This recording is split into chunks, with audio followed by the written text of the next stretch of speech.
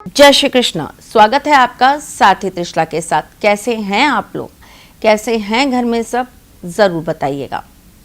संध्या के वक्त हम बहुत सारी चीज़ों को करने के लिए मना करते हैं।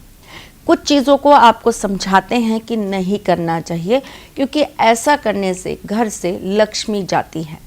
आपके घर में धीरे धीरे कर कर बरकत होना बंद हो जाती है। कहने के लिए लोग कहते हैं कि ये सिर्फ बातें हैं, पर जिसके जीवन पर इसका दुष्प्रभाव आ जाता है, जो इन सब चीज़ों की वजह से परेशान हो जाता है, उसे पता चलता है ये सिर्फ बातें नहीं हैं। उसके बाद फिर वो घूमता है इस एस्ट्रोलॉजर के पास, इस बाबा के पास, इस पंडित के पास कि अब मेरे जीवन की परेशानियों का अंत दे दीजिए। आपका ये परिवार, आपका ये चैनल, आपकी ये साथी कोशिश करती है कि आपको बाद की चीज़ों को करने का मौका ही ना मिले, आप पहले ही उन चीज़ों से निजात पा लें।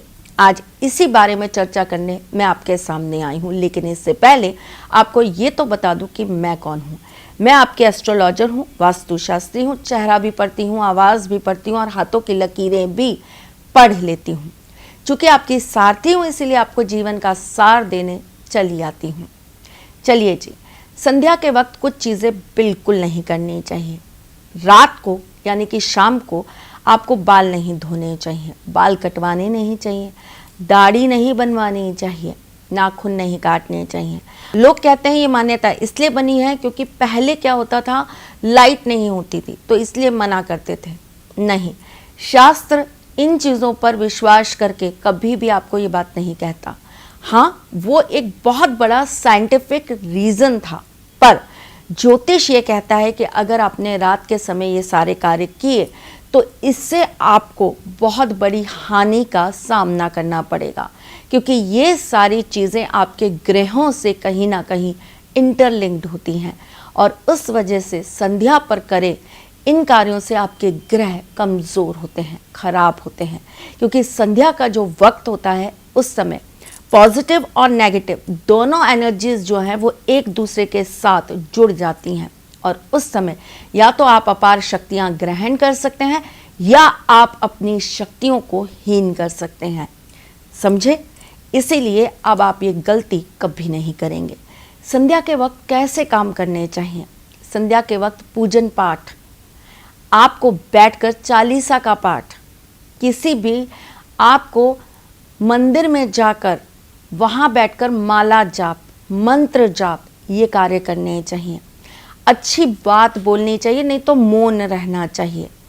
संध्या के वक्त आपको अपने घर के दरवाज़ों पर किसी भी तरह से रोशनी रखनी चाहिए, चाहे आप बल्ब जला दीजिए, दिए जला दीजिए, जो भी है, आपको अपने घर के दरवाज़ों पर रोशनी रखनी चाहिए। एक और बड़ी गलती जो हम संध्या के वक्त करते हैं, हमें कभी भी संध्या पड़े अपने घर के अंदर से झाड़ू बाहर की तरफ लेकर नहीं जाना चाहिए, झाड़ू नहीं काटना चाहिए। झाड़ू का एक बहुत बड़ा और बहुत गहरा रिश्ता है माँ लक्ष्मी के आगमन से।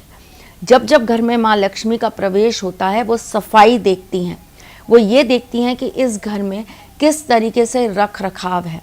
झाड़ू उसमें एक विशेष बहुत बड़ा कार्य करता है और बहुत बड़ा योगदान देता है। तो माँ लक्ष्मी के साथ झाड़ू का एक विशेष अपना कनेक्शन है।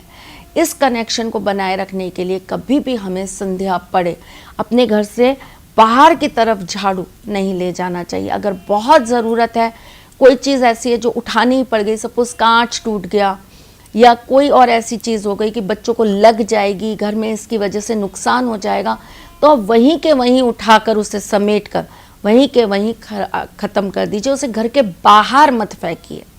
अगर आप ये करते हैं तो इससे धन हानि होती है, धन का अभाव होने लगता है। अब कोई अपनी कुंडली के अंदर भाई महालक्ष्मी योग लेकर बैठा और वो ये कहता है मैं तो करता हूँ लेकिन मुझे तो इसका कोई फ़र्क नहीं पड़ता।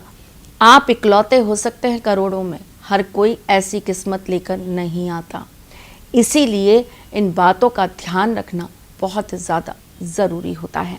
संध्या के वक्त हमेशा अपने घर में आप मंत्र चला कर रखिए, आप अच्छे भजन चला कर रखिए, आप उस समय धूप बत्ती ज़रूर जला कर रखिए, सुगंध होनी चाहिए, घर का माहौल एकदम आध्यात्मिक होना चाहिए, सात्विक होना चाहिए। ऐसा करने से आपके जीवन की बहुत सारी परेशानियों से आपको मुक्ति मिलती है। चलो मेरी जान, थोड़ा सा ध्यान रखने वाली बात है, रखोगे तो ज़रूर आपके जीवन में परिवर्तन आएगा। आए तो मुझे ज़रूर बताना, मैं फिर आती हूँ कुछ नया, कुछ अलग, कुछ अद्भुत लेकर।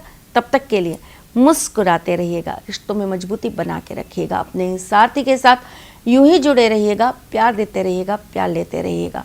ख्याल रखिएगा अपना और उनका जिनसे आप प्यार करते हैं। मैं जल्द आपसे मिलने आऊँगी, तब तक के लिए जय श्री कृष्ण।